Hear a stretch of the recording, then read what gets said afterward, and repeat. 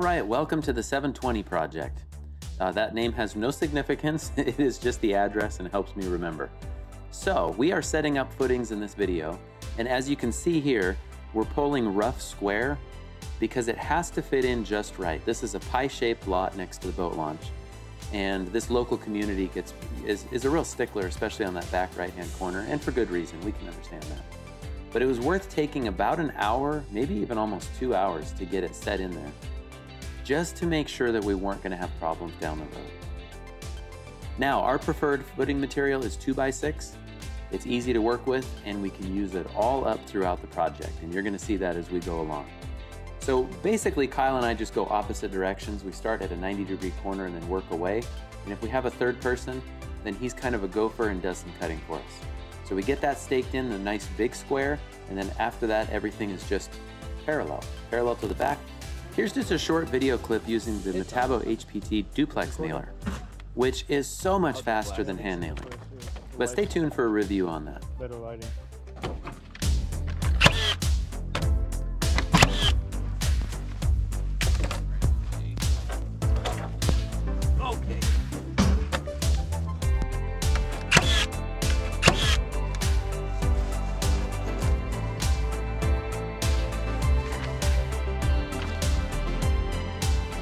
Okay, thank you.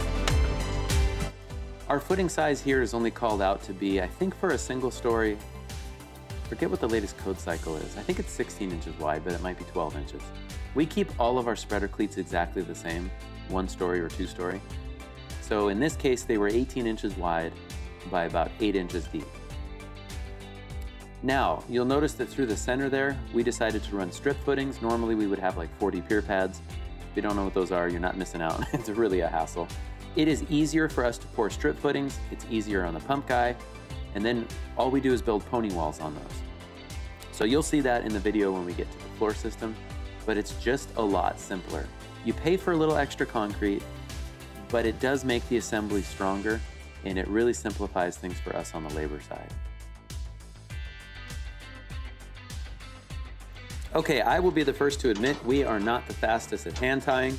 I'm definitely faster than Kyle because that's how I learned when I was younger, but it was not really worth him getting faster. We bought a rebar tying gun.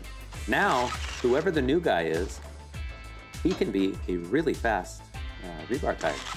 So it's not a cheap tool, but totally worth it from our standpoint. It takes too long for a guy to get good at tying bar, but this thing is faster from the moment it's battery charged. I order, oh, by the way, there was a slight jam there. That happens every once in a while. Turn the gun off and on. Sweet, dude. Keep going. So I order all the sticks, all the corners, 30 by 30. We don't bend anything on site. It's a stock item in the yard, super easy. So 30 by 30, 2 bends per corner, plus whatever we need for the walls. And then we only order 20-foot sticks of bar for the rest, set it in place, and then grind it in place. Don't use a tape measure. Okay, here's how I install these. I use my tape to pull spacing, and then this guy I want facing toward me. That's it. Just don't hit your finger.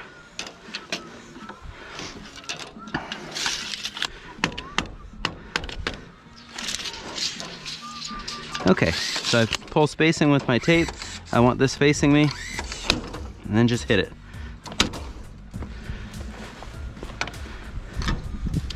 Now, let's do spacing. Okay, ignore everything that I just showed you. I use that when it's like basement walls and I have to get the bar right on. But typically, like in this case, our verts are 48 inches on center. I order for 36 inches on center. That way I can eyeball them, never fail inspection, and you can see how much faster I'm going not having to pull out a tape. Now, when you see the point of view footage coming up here, it's generally just a tap on each side and you're good to go. But you have to have a little bit of confidence because you don't want to hit your finger. Right there.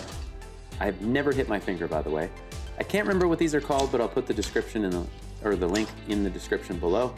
It is a little bit more spendy, but we find that we make that up in the labor and it's just easier. The inspectors like to see all the verts. We are required to tie them in. This is just the simplest way we found to do that. Good morning, everybody. Check out our job site. We got snow this weekend. What a beautiful way to start our week. We were off yesterday because, of course, all that snow. Let me do kind of a walk around, show you guys. Oh, I'm not even gonna flinch. I think if I keep moving as a target. Anyway, there's how it looks. We're gonna pour on Thursday at noon. 3 times. 4 times. 5 times. Oh, nice. Shane hasn't gotten you once. I've gotten you 5 times. I just got his head. Whoa! I just got his foot. I got a few more still.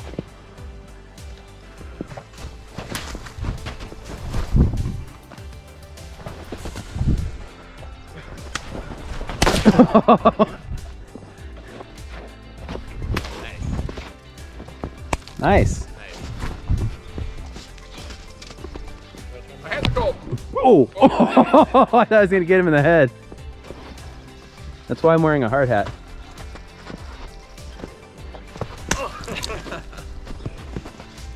Hey, that's not fair. Yeah, it is. You're too close to me. Okay, I just threw out my arm. Everybody else okay?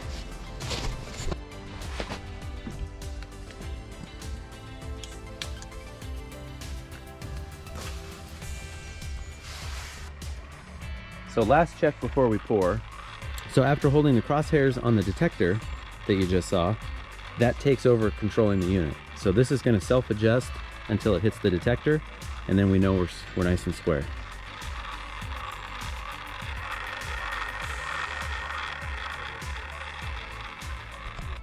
Okay, as you can see here, we typically will use a line pump. I don't think we've used a boom pump since 2003. This is ABC Pump Company. I absolutely love these guys. Paul and his son Ryan. They rescued us about 10 years ago. I had 30 yards sitting in trucks, and our pump guy just didn't show up. I called the batch plant and said, who do you recommend? They said ABC, gave me the number, called Paul, hopped in the truck, drove an hour to us. He keeps his truck, his gear in great shape. We just love having Paul and Rai on the job site. The other advantage to us is that they run the hose. So we help them drag it around, but basically then we have an extra person on site. I love these guys. Where we start, Bye-bye. We're gonna start right about here. Okay. Now I can just imagine some of you are skeptical and you're thinking to yourself, that mud is way too loose. It looks like that, but it's not. It's a line pump mix, so it's 6-sack 60/40 pea gravel mix, and that's designed to flow through a 2-inch hose. Now, we've had it tested twice at 27, 28 days, whatever that standard is, 4,000 PSI concrete. Code here only requires, I think, 2,500, maybe it's 3,000 now, so we're well above what we need.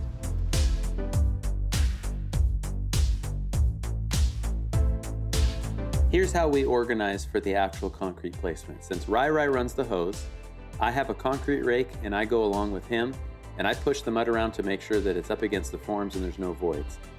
Kyle follows closely behind, and he screeds the top level with the footing boards. And it's kind of a hassle because we're working around all those verts.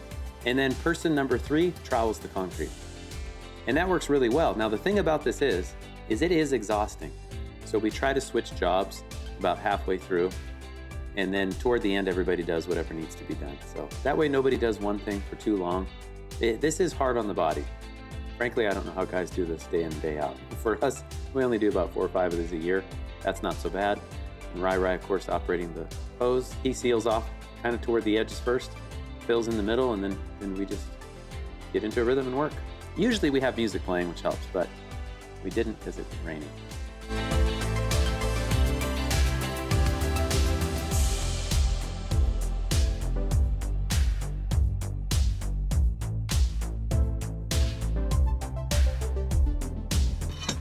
Now, when the weather's good enough and we pour first thing in the morning, we can often strip that day. Usually we like to strip the cleats off the top and trowel them smooth.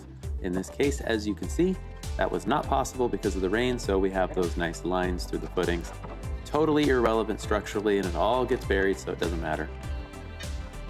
The biggest thing you can do, 1, never leave nails. A friend of mine calls those snake bites. None of us have stepped on nails, we never will. But the Burke Bar Jr. is like the world's best pry bar.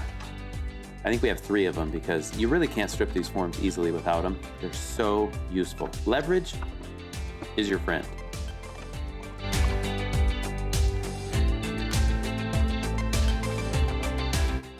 Okay, there's what the footprint looks like. Notice how it's all cleaned up and organized before we start stacking walls. All those footing boards go in the middle, stacked roughly by size. We're gonna use those up in the crawl space. Everything looks nice and square and parallel, although a guy on Instagram told me he thought I was a little out of square. I don't know how he could see that from drone footage, but turns out he was right. We were like a foot out of, no, I'm just kidding. We were close enough for framers. Thanks guys for watching. Please like and subscribe. Stay tuned for the next part, which will be foundation walls.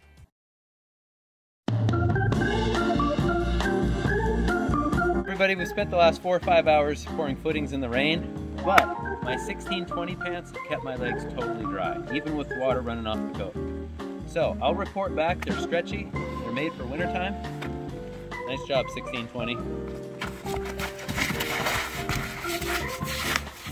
They're still dry. They're still dry. That looked like a rough fall. Careful, it's slippery.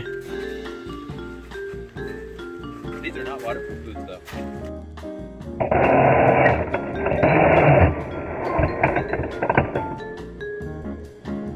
Okay. This is how you remind me of what I really am. This is how you remind me of what I really am. It's not like you say sorry. I was. Like my new 1620 pants. It's like super wide. Just, there you go. I can't turn to the right. You're not an ambi turner? See what I mean? That's pretty good. That was almost believable. I held my breath for a second. Anyway, here's the sweet pants. Oh, I got them dirty. But the ultimate? Wide angle. Wow, it looks like you're gonna kick me right in the mouth.